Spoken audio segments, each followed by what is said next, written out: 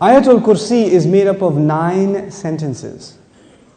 Allahu la ilaha illa huwa al-hayyul qayyum, number 1. La ta'khudhuhu sinatun wa la nawm, number 2. Lahu ma fis samawati wa ma fil ard, number 3. What's number 4?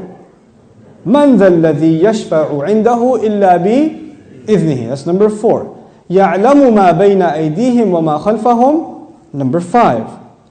Then وَلَا يُحِيطُونَ بِشَيْءٍ مِّنْ عِلْمِهِ إِلَّا بِمَا شَاءَ, number 6. Then وَسِعَ كُرْسِيُّهُ السَّمَاوَاتِ وَالْأَرْضِ, number 7. وَلَا يَؤُودُهُ حِفْظُهُمَا, number 8. وَهُوَ الْعَلِيُّ الْعَظِيمُ, number 9. 9 sentences. The first sentence is Allahu la ilaha illa huwa al-hayyul qayyum. It's a beautiful sentence which ends with 2 of Allah's names. What are those 2 names? Al-Hayy, Al-Qayyum, the living and the source of all establishment. Everything stands and exists and is maintained because of Allah.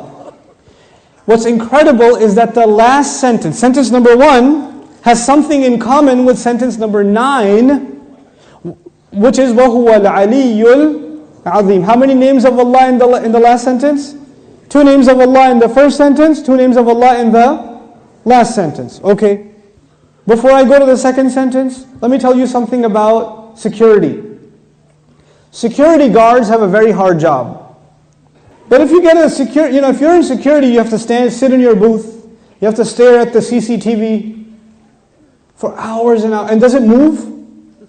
It's the same picture. And you have to look at it for 12 hours, 8 hours. What tends to happen when you're guarding something? You tend to get sleepy. You tend to get tired.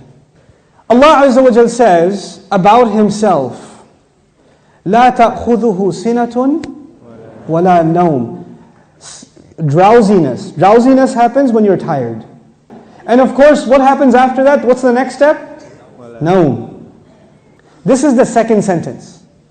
The second sentence is, these are things that creation has. Creation gets tired and it starts getting drowsy and eventually it falls to sleep. What was the second last sentence? وَلَا يَؤُودُهُ حِفْظُهُمَا. Guarding the skies and the earth does not exhaust Allah. When someone's exhausted, what do they get? Sina and Naum. The second sentence is actually connected to the second last sentence. لا تأخذه سنة ولا نوم ولا يؤوده حفظهما.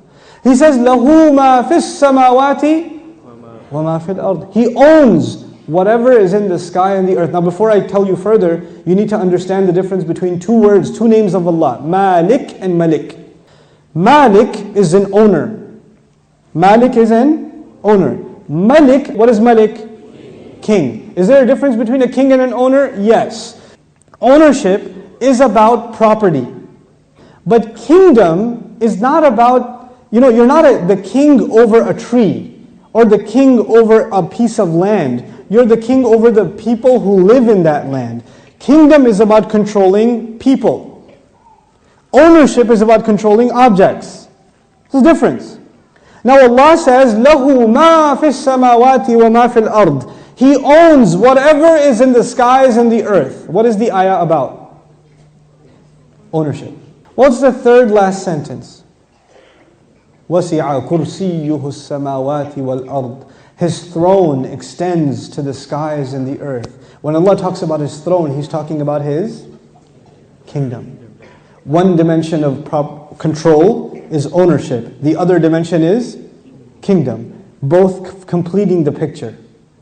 Allah is Malik and He is Malik.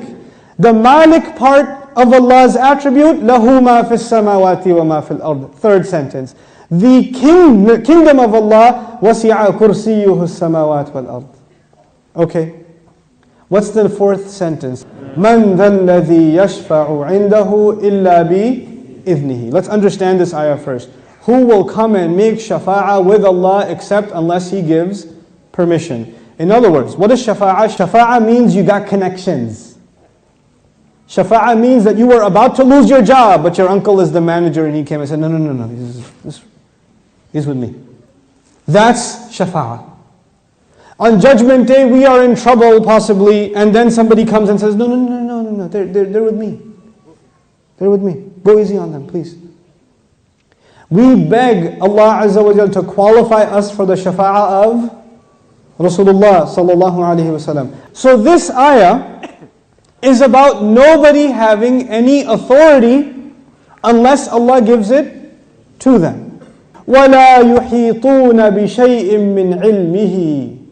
They know nothing, they can control, they encircle nothing of His knowledge.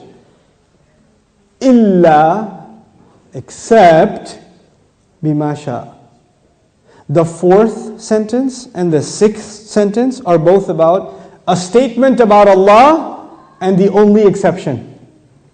The statement was, nobody has authority to make a case except whoever Allah gives permission. They have no knowledge except whoever He wants to give knowledge to. Otherwise they know nothing. The fourth and the sixth sentence are correlated. The first and the ninth, the second and the eighth, the third and the seventh, the fourth and the sixth. What's left? Middle sentence?